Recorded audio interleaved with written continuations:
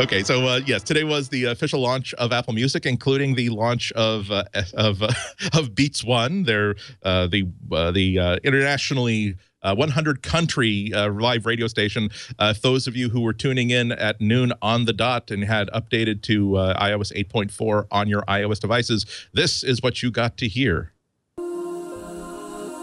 First, about 3 hours of Brian Eno music, like on hold streaming music.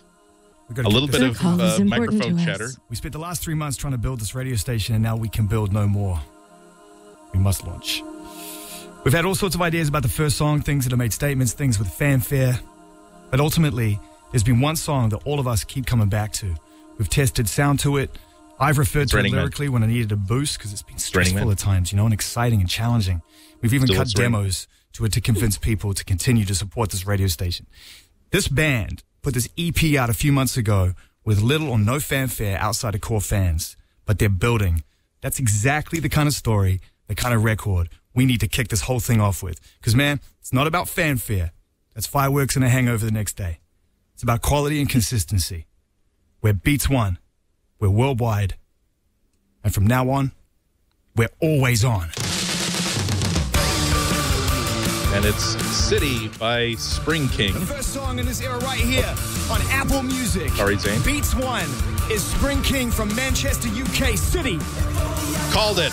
Well, I think I recorded it. But yeah, so basically the next 2.5 years of pub trivia questions, that has been settled. It is going to be Spring King's City. Now, Kelly, I think you're the only one who hasn't listened to Beats One yet. So let's share our own experiences with it. Rene, what was your first impression when you first got to hear the radio station?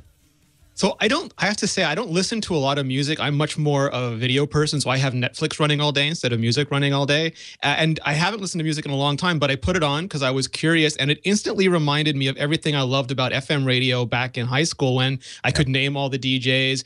And it's something Christina Warren actually said to me a long time ago. We were talking on Twitter, and it's like, you know, if you have the DVD on the shelf, you still don't want to, you're too lazy to go get it, so streaming is great.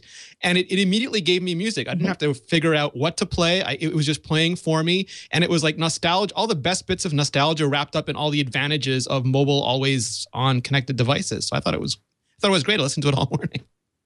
Yeah, I've not listened to it. It felt a little bit intrusive that you occasionally hear Zane talking over parts of the music. It felt really, really weird that the first 3 or 4 songs they would be saying like little station IDs in the middle of the songs. But then I realized that I have not listened to FM radio. I can't even remember I think the last time I listened to radio seriously was the last time we had like a 2-day power outage, and that was the only way to get the only current thing, news right? about. Yeah. Christina, what did you think?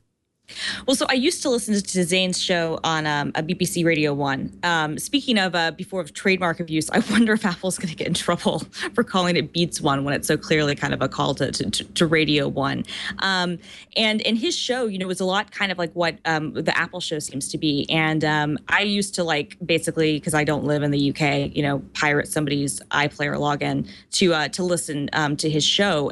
So, I mean, I liked it. I haven't had a ton of a chance to listen to it, but I like that it's a weird novelty, isn't it? It's weird how in a period of, 15, 20 years, we've gone from radio kind of being ubiquitous and being one of the main places we get music to a live radio station being with people actually talking and with people actually spinning tracks and not being algorithmically determined playlists is like a novelty and it's like, oh my God, this is this great experience. And it's like, no, this is actually like how music was done for 50 years.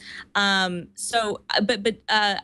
been impressed with kind of, I guess, the point of view, at least in the song selection so far, which I mean, I'm hearing a ton of stuff that I wouldn't hear maybe on anything else unless it was like a more obscure, like Sirius XM channel. But no, I mean, so far it's cool. I don't know if it's going to ultimately work or not, but so far so good.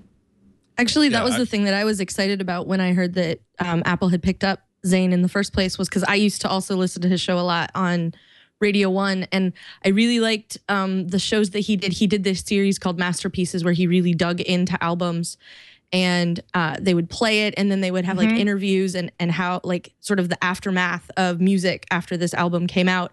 And they were things like Nirvana Nevermind and Led Zeppelin 4 and OK Computer and Public Enemy. Like he did a wide variety of stuff with these, and I remember getting to hear some of the early ones, and it's so I was really excited to hear about it, and it felt weird to be looking forward to something that was sort of radio related, because I actively do not listen to the radio and haven't for a long time, because a lot of stations here in Portland have become those robo stations where there is no DJ and there really isn't any personality, and it's all being dictated by some guy in a tower somewhere else who says like, all of the stations today should be this thing, everybody's going to play this song now and it's going to be popular.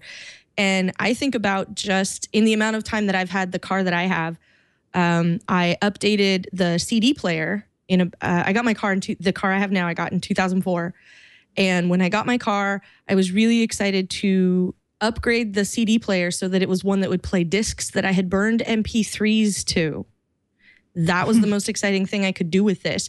And one of the side options was someday when I got an iPod, I would be able to plug it in and connect it.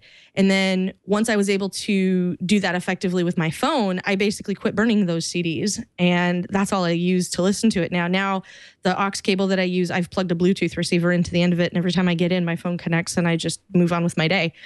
I don't do a lot of radio. So I was like, wait, they got Zane Lowe and he's going to build this radio station? That's going to be awesome.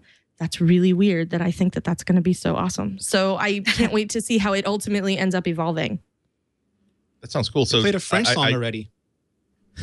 I've never heard Zane before. So is he known for doing these like really eclectic playlists? Because one of the things I really liked about my first half hour with it is that it wasn't all like music for people who have a 6-month window of interest in music. They had the AC/DC for those about to rock. Yeah. They had some Pharrell. They had some Beck. They had some new artists that I had never heard of, but I liked a lot. Is Zane like known for like just cool music wherever it comes from? He's deep. Exactly. He's got some deep music cred, and it's broad too. Like that's the thing, is very broad. Like he's got cred all the way down, but also all the way across. So he's sort of like John Peel in that way, where John Peel really didn't care if it was a rock song or a pop song or an electronic song. He just cared that it was great. And Zane Lowe somehow has a similar sort of knack for that kind of like, this is a great song. Wow. Yeah, no, exactly. And when I talked to Trent Reznor yesterday, and I promise you guys I'm not going to say that too many times, but saying that out loud.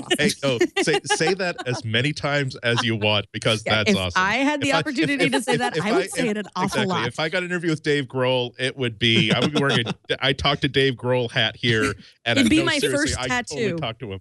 Yeah, I no, but when I talked to Trent yesterday, because Beats One was, well, a lot of it was his idea. He said that, I mean, a lot of the genesis came from hearing Zane's show in the UK, and when he was going back and forth to London to complete his last album, he would listen to Radio 1 a lot in Zane's show. And so when they started kind of playing around with the idea of doing a radio station, he said that the first and only choice was Zane. So they approached him and basically said, we want you to have full control, put your DNA, put your judgment, put everything into kind of the essence of this station. He's really well known for having a good and a unique voice and not being the typical kind of DJ. And I think that what's interesting about that is because this is an international radio station, which in and of itself is actually kind of unique in this day and age. There are so many people who haven't been exposed to him. Like Kelly and I, we've listened to him, and we like went through like weird ways to try to like listen to him. But like a lot of people in America have never been exposed to him, and maybe people in other parts of the world haven't. And I think that's interesting that they're able to do that. And I think that's one of the things that probably only Apple can do because of just their broad scale and the fact that they have so much money that they can invest in experiments like this to see if something like this is going to work. I can't see other companies bothering to create a live, 24-hour international radio station. That was a huge thing for me. It's because it's not going to make as much money as all of Apple Music is not going to make as much money as the iPhone, not even the iPad, probably not even in the Apple TV for them in the long scale of things. But they're willing to. They literally do love music so much that they put it at the very top of Apple.com. They've got everyone at iTunes, all the way to the highest levels, deeply invested in this, throwing resources at it. And they believe Apple doesn't need this. Apple could lose music and not, it would not be a very big hit on their bottom line. But they really believe that they need music to be part of their DNA, and that they haven't they haven't had music since the height of the iPod, and this is their big shot to get it back. And I think it's wonderfully human and optimistic. And whether it wins or loses, at the very least, people on Twitter are having a worldwide conversation about music and a shared experience now, which is amazing.